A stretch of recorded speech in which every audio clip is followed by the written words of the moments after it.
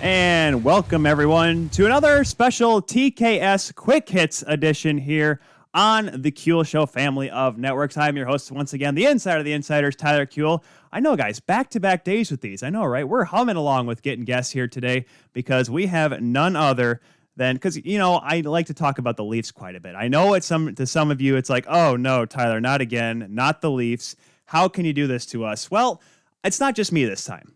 I have brought a friend along. He works for Sportsnet 590, The Fan in Toronto, does Leafs Nation with Gord Stellick, also does fantasy hockey coverage for them as well. Ladies and gentlemen, welcome to the show, none other than Nick Alberga. Nick, how you doing today, man? Tyler, fantastic. What an intro. We're the center of the hockey universe in Toronto, no?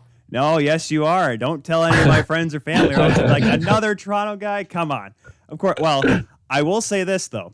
Because we had James Cebulski on about a month ago, and if you ask him, they're the Hockey Central of the University. But I made sure I told him, like, listen, you're just Toronto West, and which at that point he was like, what?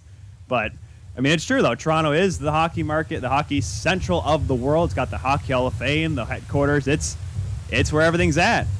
And that's why I love Canada, right? I think every market in this country will make their stake to claim that they're the it factor. They're the team in this country. So it's a lot of fun. And as you know, in this COVID world, this season has been like no other, and it's been fantastic to document so far, my man. Oh, it's been wild. Of course, that's the reason why Toronto was the Eastern Conference hub last year. But just quickly take us through kind of, how everything is in Toronto right now, because we talked to people from pretty much all around Canada. Northern Ontario is where we hit on a few weeks ago. What's it like in the city itself right now with COVID and everything? First off, my apologies for wearing a hat today. As I was telling you off air, it's, COVID and lockdown continues here. So unfortunately in my area in Toronto here, you're not allowed to get haircuts right now, so I've stuck according to plan. Yeah, we're on complete lockdown. It continues at least for one more week, and we'll see where we go from there. But it's pretty crazy because some of the other municipalities around have stuff open, have restaurants open. So they're starting to roll it out quietly and slowly. That's probably the word I would use. But yeah, it's been really, really quiet. It's been really eerie and weird. In recent years, I've been able to go down to Scotiabank Arena and do my pregame, intermission, and postgame from there. It's a bit different this time around, going in a studio for half the games, doing it from my condo the other half. But in general, Toronto's been really, really quiet, and I think people are doing their part, and hopefully we're out of this soon here.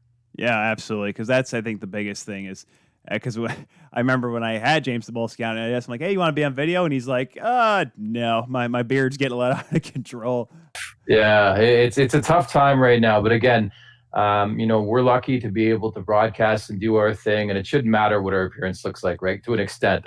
Exactly. I mean, as long as everything sounds good, of course. And exactly. That's been the crazy part, too, because like you said, you've been doing a lot of stuff. You haven't done a whole lot of stuff in studio, have you? So a bit in studio, but that's the amazing thing about technology. And I guess I was fortunate because I started a podcast a couple of years back, much like yourself. So I bought a bit of the material.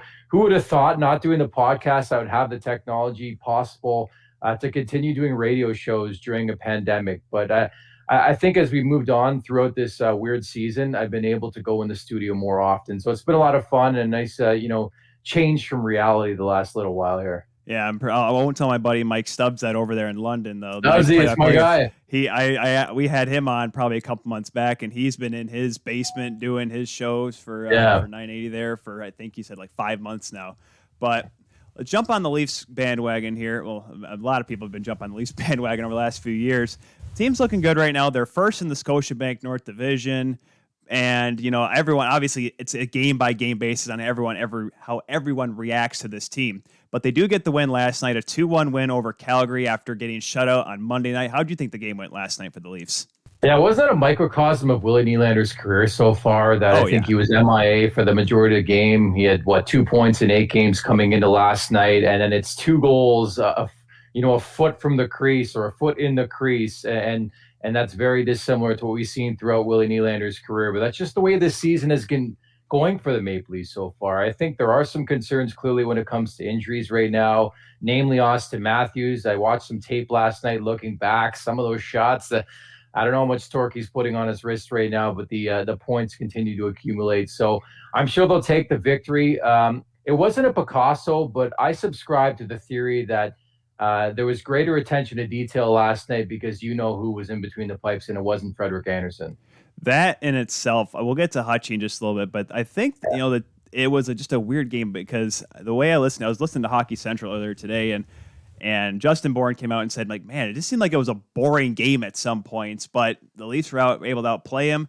Willie gets 2 goals, Matthew assisting on both of them, but it just, I mean, for William Nylander, is that just a kind of a weight off his back getting those 2 goals, including the overtime winner? I think in most worlds it is, but I don't think Willie cares. Like, I don't want to compare him to Phil Kessel, but he just does his thing, right? Like, I don't think he's subscribing to the latest media outlet. I know he's big on Instagram and doing his thing, but I feel like Nylander's in Nylander's world, if that makes sense. And Yeah. I really, I'm not putting much stock into these struggles lately. I think Nylander is going to find his way, especially when you have the attachment of John Tavares, who I think it's inevitable he also is going to get going, and they're attached to each other, so it means they're both going to get going.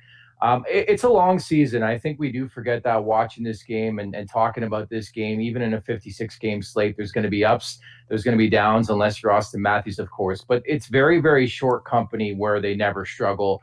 Connor McDavid's on that list, Leon Draisaitl, Matthews so far this season. There's going to be ups and downs, and I think recently it's been a down, but I was telling Gord last night on the broadcast just statistics and how you could manipulate them, because you look at the last 5 games, it's 3 goals in the last 5 for Willie Nylander. So he's out of this, right? Oh, exactly. I mean, he's one of those guys, and of course, it didn't help that he had the long holdout a couple years back. I think that's why expectations have risen for him. But of course, you look at the guy he had to beat. Big save, Dave Riddick. Who would have thought that? I mean, he just has this thing against Toronto. I think Justin Bourne. I didn't hear the stat, but in the entire history of the Toronto Maple Leafs, of goaltenders that have played at least 5 games against the Leafs, Dave Riddick has the best save percentage against the Leafs. I think it was a shutout for 118 minutes and 32 seconds before Willie scored to tie the game. I mean, what is it that makes Big Save Dave just hate the Toronto Maple Leafs?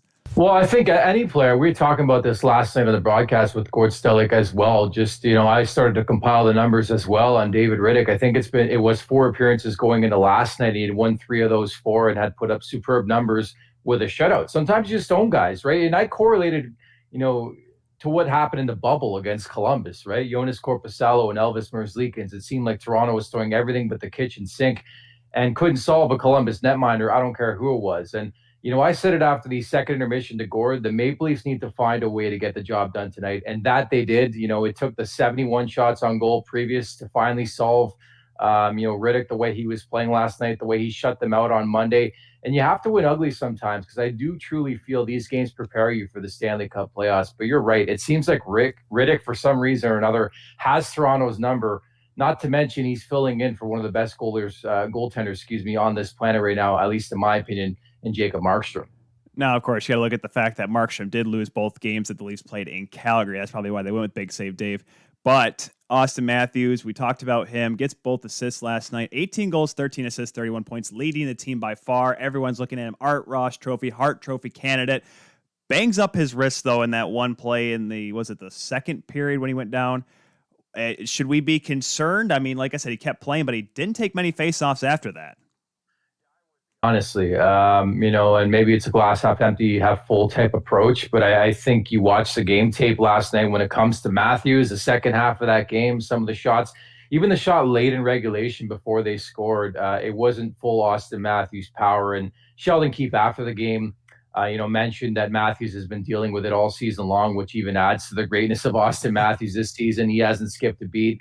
I think for the most part, players are dealing with injury occurrences on a daily basis. Keefe saying last night that it's something treatment will take care of, but he can continue to play. But it's certainly at this point worth documenting as the Maple Leafs build up some distance in the standings as they head into this crucial 3-game set with the Edmonton Oilers. It's going to be a lot of fun. The way the Oilers have been playing and the way the Maple Leafs have been playing, they're going to collide here for 3 in a row in Edmonton. Man, they're going to be tough games too, because it looked like at one point, just with Edmonton's goaltending, that there was going to be no chance because Koskinen was going to get overworked. Now you got Mike Smith in there, and he's played pretty well for the most part. But you mentioned Sheldon Keefe talking about Austin Matthews. This is his first, I guess you can say, full season. I mean, starting with the team on time. But what was the stat? Didn't he have like the best record among NHL head coaches over like an 82 game span dating back to last year? I mean, how important has Sheldon Keefe been since taking the job with the Leafs? I love the statistics, and I might be off on this one, but I think that's 50 goals in the last 66 games under Sheldon Keefe or Austin Matthews. Like the pace he's producing at is absurd right now. But I think there is a method to the madness, and we talked about it more than a year ago. Mike Babcock relieved of his duties before that game against Arizona, and I wondered for a month before, everybody in this market wondered, why haven't they given an opportunity for Matthews and Marner to play together? And that's where I think things started to change for this team for the better. It just makes too much sense to put two of the best players on the roster, never mind the entire league, together on one line. They're going to be dominating. And sometimes they don't have it. Perfect example, Connor McDavid's had a variety of different line mates, Sidney Crosby. I mean, the list goes on and on of stars who just couldn't and it couldn't work with supreme line mates. And I know you look at what McDavid has done. Yeah, you could mention Leon Draisaitl, but they're separate entities, at least right now. I think putting Marner and Matthews together just changed the looks for this team going forward. And I think that's why, to an extent, that's why Matthews has really got cooking the last year or so, because just the chemistry off the ice is pretty evident, and now we're seeing it on the ice.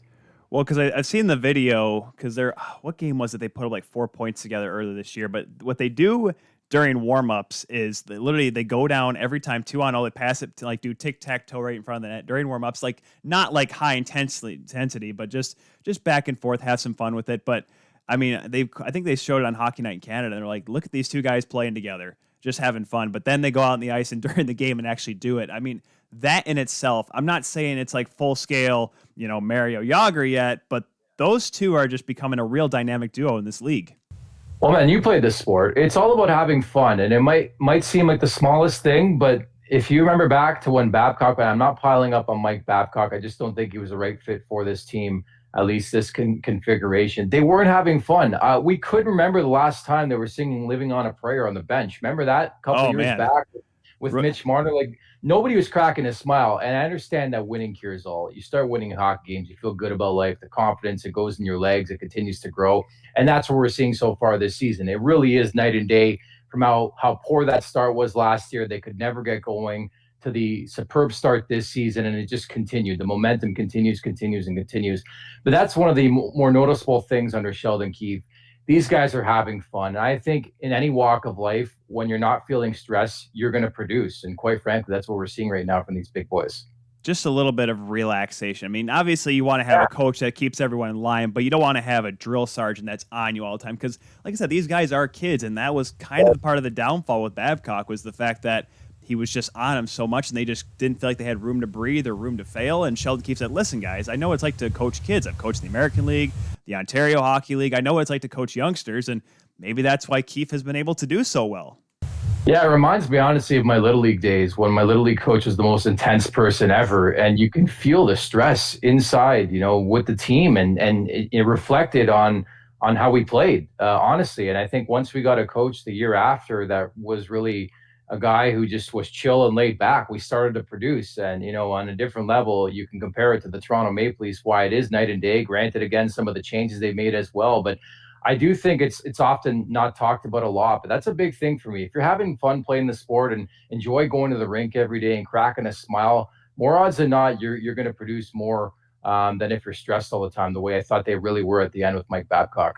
Yeah, obviously, again, a little bit more relaxed. But I think the big thing, though, for this team, obviously, because before when they couldn't score, they had to rely on Frederik Andersen. Now, Freddie's had the last couple of nights off. Hutchie plays both games against Calgary. Didn't look too bad for the most part. That squeaker in the game on Monday, only one goal last night. But let's be honest. I mean, what do you think about the goaltending? Hutchinson's 2-1 in his 2 games. I know Campbell's been out, but he looked good in his 2 starts. Freddie, I won't say he's the question mark here, but he is 11-3-2, but he does have a 2.69 goals against average and a 905 save percentage. No, neither of those numbers are anywhere near the top. Only the wins category is. How have you thought the goaltenders have been so far, especially Frederik Andersen? Yeah, so firstly, the stats are integral, in my opinion. I think you look at the last couple of years, the fact that the Maple Leafs have, their backup goalie has won 4 or 5 starts, I think is a pleasing development in this market. Number two, I got to give Hutchinson some love because I've ragged on this guy for years. I just don't think he's an NHL quality netminder. And so far, he's stepped up. In 3 games so far this season, I think he's been more than adequate, notwithstanding, of course, a couple of smelly ones, one against Ottawa, a couple against Ottawa, and certainly the Bennett goal from the other night. But I thought he was excellent. I thought he was solid. Maybe excellent's pushing it a bit, but I thought he was solid and did enough for the Maple Leafs to win that game, clearly. Surrendering one goal. The fascinating thing was the run support, right? Just 2 goals in 2 games against the Calgary Flames, and you have Michael Hutchinson. I would tell you probably losing both games. So I got to give him a lot of credit. When it comes to Freddie Anderson, like he's always been a guy who's been inconsistent, always has slow starts and really starts to cook. It's unfortunate he got hurt because I think before that he was really starting to settle in and get into a groove. He had a couple games where like, oh, here we go again. But for the most part, I think Anderson's been okay, and I think when you look at this team, they're going to be driven by their offense, regardless of the time of year. But I think when push comes to shove, I have enough faith in Freddie Anderson to get the job done in the Stanley Cup playoffs, because that is the lasting memory from the bubble, which I don't know about you, I still have a sour taste in my mouth. To lose to the Columbus Blue Jackets, but we don't forget, we remember, of course, a couple bad goals on Frederik Andersen, but not that the Maple Leafs were shut out twice in 5 games against Columbus. Think about that. A team known for its offense could not produce. So I'm more of a Freddie supporter than other people out there. I am too. I love Frederick, and when he first came over in that trade before the 16-17 season, I was still salty because I was a Reimer guy, and I knew Reimer wasn't going to be the guy for a long period of time. But you didn't need Bernier; he was fine. 2013 was. Reimer was the goaltender. At least that's how I still believe it. It's been 8 years. I can't get over it. But, he's always seemed like a guy that can, the second half of the season always does well. The playoffs get a little bit rough for him at times, but, to each their own. But, I look at last year's playoffs against Columbus. I knew going into game, I picked Columbus in 4. I thought just the way Columbus's defense was going to be.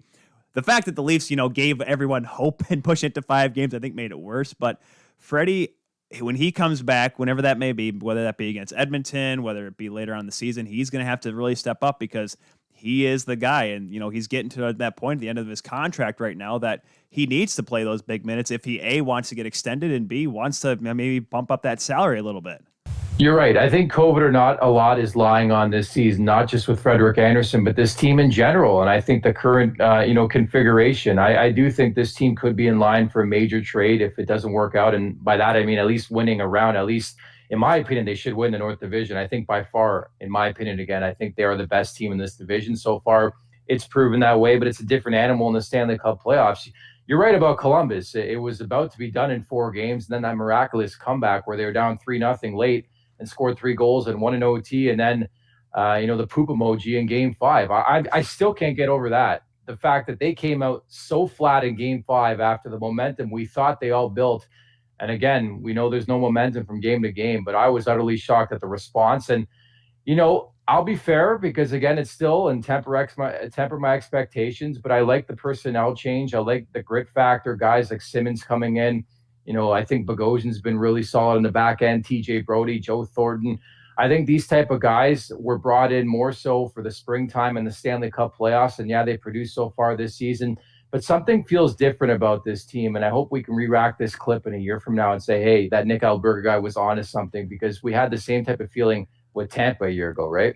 Well, you knew it was a little bit different because they seemed tougher. Now, granted, I did pick them before they lost to Columbus. I literally said on this show, I said, congratulations to Tampa to win the 2020 Stanley Cup, because I just felt like they were not going to win. Now, granted, in round 1 against Columbus this year, I said they were going to lose as well. But regardless, Nick, last question before I let you go here. You talk about, the Leafs winning the North Division. That's great and all. And they may win a round, which is awesome. They win 2 rounds. Awesome. They get out of the North Division, go into the semifinal. But how do you think they stack up against the rest of the league? And that's what makes this year so unique, is because you don't know who is actually the best team in the NHL, because everyone's just stuck in their own division. How do you think the Leafs match up, at least on paper, to the eye, compared to Vegas and Tampa and, a solid team coming down over in the East in Boston again? How do you think they match up against the rest of the league, and what are the expectations for this hockey club realistically?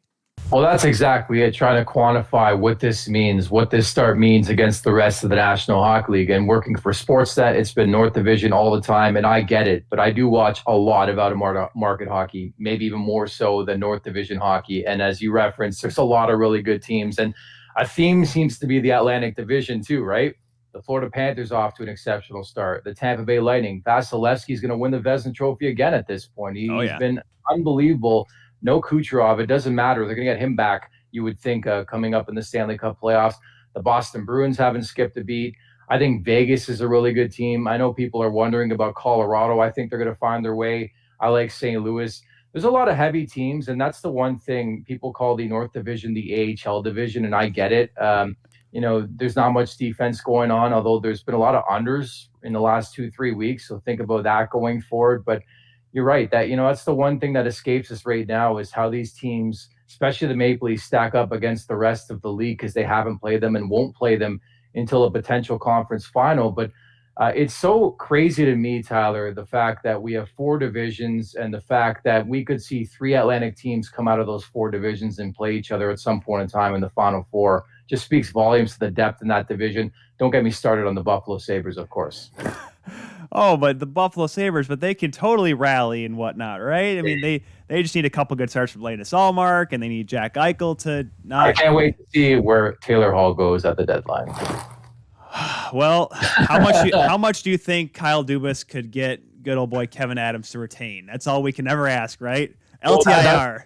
That's the big question, right? Because I'm already looking at potential names. April 12th will come fast and furious as we move into March and the next week. And next thing you know, the trade deadline's here. And not to mention, as you know, the quarantine, the 2-week quarantine here in this country that we saw with Pierre-Luc Dubois finally makes his debut a couple weeks back with Winnipeg. And I think lucky for Toronto when you talk about that is the fact that they have some distance between them and say number 4. I think at this point there's no home ice advantage, whatever. I think if you're the Maple Leafs, you get in and you love the crown, but who cares?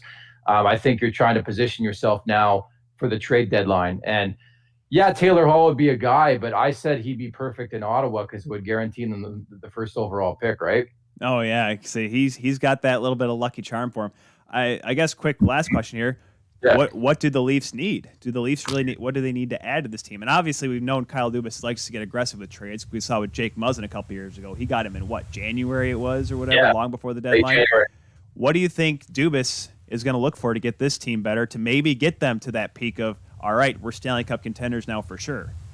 Yeah, so my colleague at Sportsnet, Elliot Friedman, does an excellent job. Put out information early on in the season. The Maple Leafs are looking for a top 6 winger. Which is interesting because they have 4 bona fide studs right there, but I guess you can never have enough. I think in a perfect world, I'm looking for depth on the back end, at least for starters, at least 1 defenseman, maybe 2, especially in the rigors of a Stanley Cup playoffs. You're going to need more than just your 6 defensemen. I'll say it right now, and it certainly helps with the depth where they have Mikko Lehtinen and hopefully a healthy lineup, of course, with Jake Muzzin out. And I think no doubt they'll look at the trade market.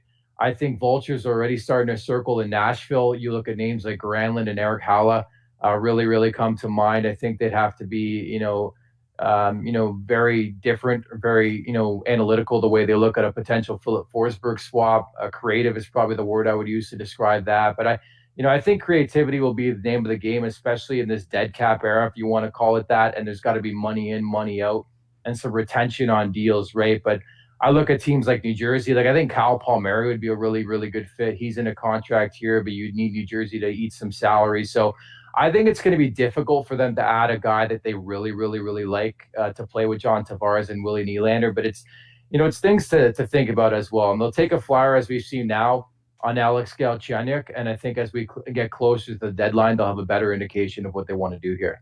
It'll be certainly interesting to see what they do at the deadline and what the Leafs do the rest of the year. Like I said, first in the division, something none of us have been able to say in our lifetime, at least not for a long period of time. This may be the year, but obviously it's when you get to the semifinals when the real money is made. We've been chatting with Nick Alberga here on the special TKS Quick Hits here. You can follow him on Twitter and Instagram at The Golden Muzzy. Check him out as well for Leafs Nation pre- and post-game with Gord Stellick on Sportsnet 590, and also his excellent fantasy hockey coverage as well. He does chime in from time to time with Hockey Central, but Jeff Merrick seems like he doesn't want to take a day off these days there, Nick. I love Merrick. I love Merrick. I love those guys. Merrick, he's Mr. Storytime. Let me tell you. Encyclopedia. That's what I call him. Hockey encyclopedia, Jeff Merrick. Man, that'll be, if Jeff ever writes a book, it's not going to be about him. It's going to be about everything that he knows. He honestly is amazing. Like just what he's done for my career and just his knowledge of the game. I love Jeff Merrick. Quote it. I will definitely quote. I'll tag him in. I'm like, if there's everything you need to know about junior hockey from 1973 in the Greater Ontario Junior Hockey League, whatever it was called back in those days, Merrick's your guy. Exactly. Nick, we'll definitely reach out to you if maybe later on, maybe the Leafs, those Final Four teams, maybe. Fingers crossed, knock on wood. Let's hope so, because I'm pretty sure Leafs Nation, they just need to go to the semifinals just so the Twitter universe can blow up and explode that the Leafs are actually good again.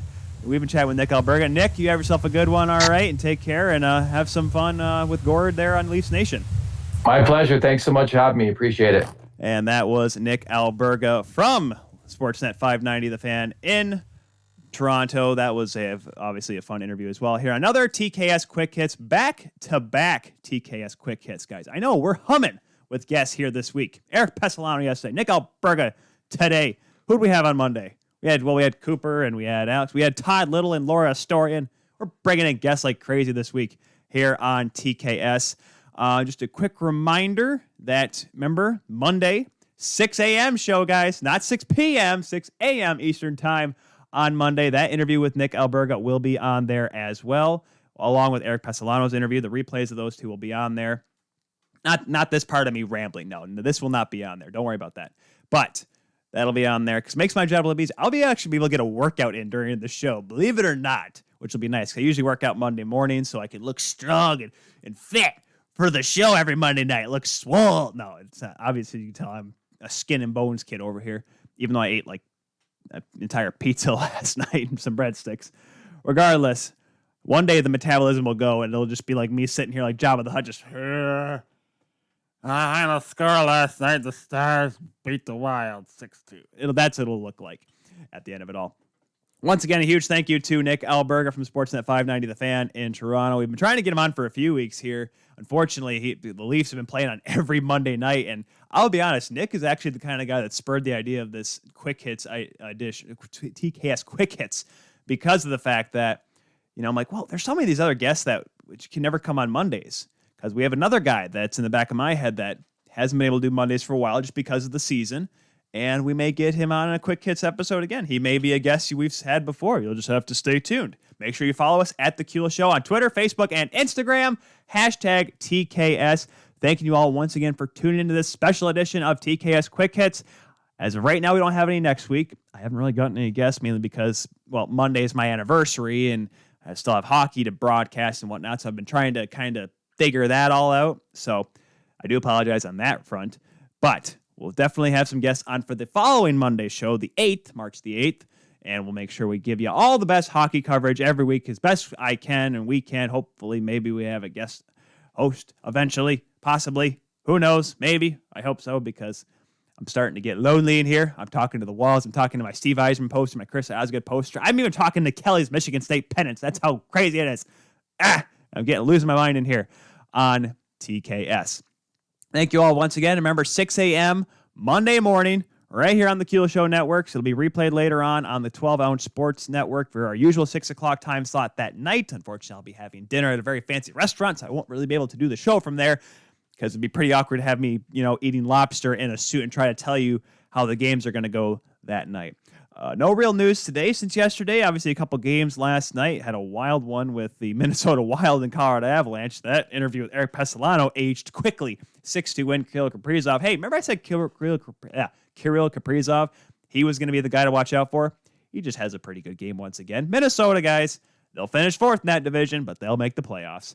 That is it, though, for this edition of TKS Quick Hits. Once again, folks, TKS, #TKS, at The Kuehl Show, Twitter, Facebook, and Instagram. Second String Leather Company up there in the corner, 50% off some of the wallets that they got. Go on there, secondstringleather.com, #crafted from the crease. We will see you all next time on The Kuehl Show. Goodbye, everybody.